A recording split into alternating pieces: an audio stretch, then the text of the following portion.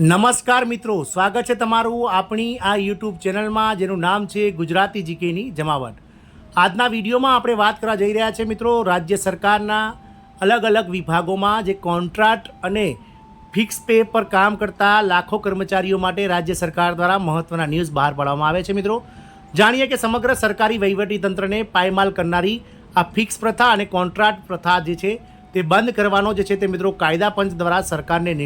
આદેશ કરવામાં આવે છે। અને મિત્રો સરકારને જણાવવામાં આવ્યું છે કે જે લોકો કોન્ટ્રાક્ટમાં જે અલગ અલગ વિભાગોમાં કોન્ટ્રાક્ટમાં કામ કરી રહ્યા છે તેવા 5 વર્ષ કરતાં વધારે સમયથી એક જ જગ્યા પર કામ કરતા કોન્ટ્રાક્ટ કર્મચારીઓને કાયમી કરવા, સાથે જ મિત્રો ફિક્સ પે જે પ્રથા છે તેને નાબૂદ કરી અને કર્મચારીને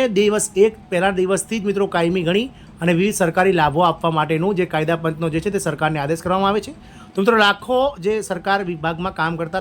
7 લાખ કરતાં વધારે કોન્ટ્રાક્ટ કર્મચારીઓ અને રાજ્યમાં કાર્યરત અત્યારે હાલના જે 2 લાખ કરતાં વધારે ફિક્સ પે કર્મચારીઓ છે તેમના માટે આ ન્યૂઝ ખૂબ જ આશાસ્પદ છે। તે આજના વિડીયોમાં વિગતવાર જાણીએ કે કાયદા પંચે કઈ ભલામણો કરી છે સરકારને અને સરકાર દ્વારા આગામી સમયમાં મિત્રો આના વિશે શું નિર્ણય લેવાઈ શકે છે, તમામ માહિતી આજના વિડીયોમાં મેળવીશું। તો વિડીયોના અંત સુધી આપ બન્યા રહેશો અને જો તમે અમારી ચેનલમાં નવા હોય તો અમારી ચેનલને મિત્રો સબસ્ક્રાઇબ કરી બાજુમાં રહેલું બેલ આઇકોન દબાવી ઓલ નોટિફિકેશન ઓન કરી લેજો, જેથી કરીને આપની ચેનલ પર મૂકવામાં આવતા વિવિધ ભરતીઓના નોટિફિકેશન, વિવિધ ભરતીઓના પરિણામ, જીકેના વિડીયો અને સરકારી કર્મચારી પેન્શનર્સ યોજનાને લગતા પરિપત્રો તમને સરળતાથી અમારા ચેનલના માધ્યમથી ઉપલબ્ધ થઈ જાય। તો મિત્રો સમગ્ર સરકારી વહીવટીતંત્રને પાયમાલ કરનારી ફિક્સ પે પ્રથા અને કોન્ટ્રાક્ટ પ્રથા દ્વારા કરાતી ભરતી કાર્યવાહી તાકીદે બંધ કરવા કાયદા પંચનો સરકારને આદેશ કરવામાં આવ્યો છે। સુપ્રીમ કોર્ટના નિવૃત્ત ન્યાયાધીશ શ્રી MB શાહના અધ્યક્ષપદે ગુજરાત સ્ટેટ લો કમિશન એટલે કે ગુજરાત કાયદા પંચ હાલમાં કાર્યરત છે।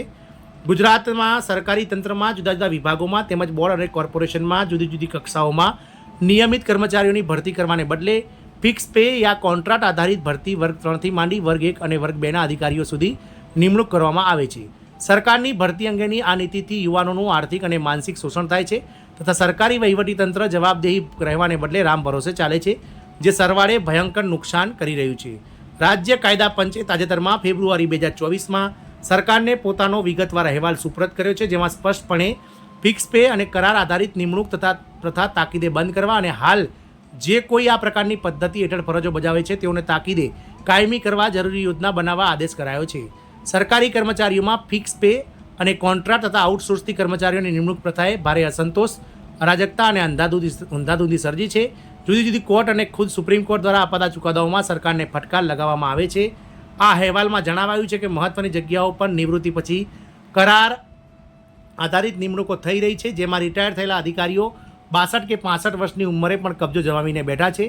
વિવિધ ગુજરાત સરકારના હસ્તગતના 65 જેટલા બોર્ડ અને નિગમોમાં સમાન કામ સમાન વેતનના કુદરતી સિદ્ધાંતોનો ભંગ કરી ફિક્સ પે કર્મચારીઓને પગાર અને ભથ્થામાં નિયમિત કર્મચારીઓની જેટલી અને જેવી ફરજો બજાવવા છતાં કેટલા ભથ્થાઓ અને પૂરો પગાર ચૂકવવાને બદલે માસિક ફિક્સ પે ચૂકવી ભયંકર માનસિક અને શારીરિક શોષણ કરાઈ રહ્યું છે। ખાનગી પાર્ટીને મેન પાવર પૂરો પાડવાના કોન્ટ્રાક્ટથી ભરતી કરવામાં આવતા કર્મચારીઓ અને અધિકારીઓ પૈકી કેટલાક લાયકાત વિનાના અને લેભાગુ તત્વો જેવા હોય છે, જેનાથી વહીવટીતંત્રને ભારે અરાજકતાનો ભોગ બનવું પડ્યું છે।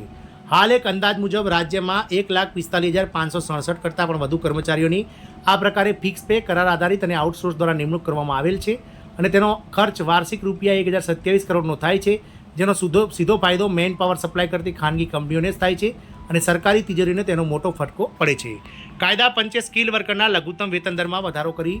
દૈનિક રૂપિયા 462થી 474 કરવા તથા સેમી સ્કિલ્ડ માટે રૂપિયા 452થી 461 અને સ્કિલ્ડ માટે 441થી 451 રૂપિયાનો વધારો સૂચવ્યું છે।